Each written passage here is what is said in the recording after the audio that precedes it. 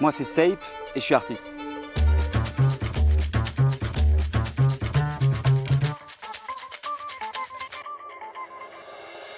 On me définit souvent comme un pionnier du land art. Je suis pionnier, à mon avis, d'un nouveau mouvement qui est la peinture biodégradable sur herbe, parce que le land art, c'est un art et un mouvement artistique qui est né dans les années 60 aux États-Unis. Par contre, je pense que je suis un peu animé par la même énergie, c'est-à-dire s'affranchir du monde un peu clos des galeries, et en plus en plein air, ce qui me donne une infinité de possibles, et c'est ça qui m'éclate dans mon travail.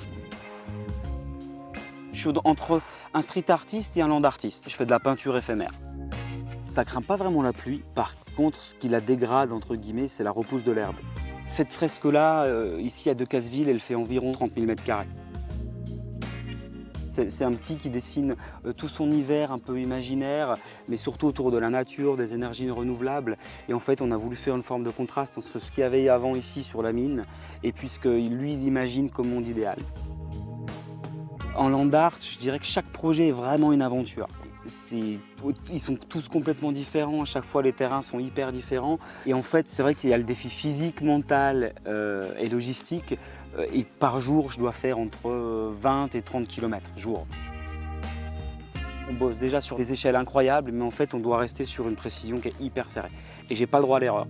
Je sais même pas moi comment je fais vraiment pour réaliser ça. J'imagine ce que je vais peindre, comment ça va rendre quand je vais prendre la perspective, enfin du recul. J'ai passé une année en fait à développer une peinture qui était 100% naturelle. Et puis finalement, ça faisait sens d'à la fois, je trouve, travailler en la nature, mais aussi de la défendre. Du coup, et ma logique de base, c'était vraiment de travailler autour de l'écologie. La première œuvre qui a été médiatisée, c'était en 2015 au Col des Aravis, qui était une sorte d'hymne à la déesse de la nature.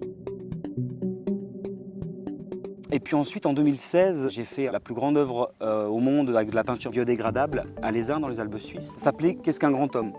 La première fois que je me suis engagé en fait, socialement, c'était en 2018, en plein cœur de Genève, où j'ai réalisé une petite fille de 5000 m² qui s'appelait Message from Future, en soutien à l'association SOS Méditerranée.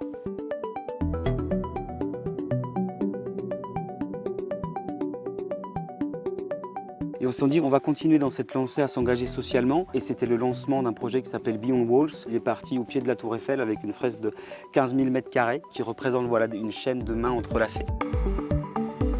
Ensuite, on a fait une deuxième étape à Andorre, puis à Genève le mois dernier. C'est ce massage en fait, d'optimisme et de bienveillance entre les gens que j'ai envie d'envoyer au monde, en créant en fait, la plus grande chaîne humaine au monde. Pour le moment, on tient le rythme et on verra bien quand on en aura marre, il faudra changer.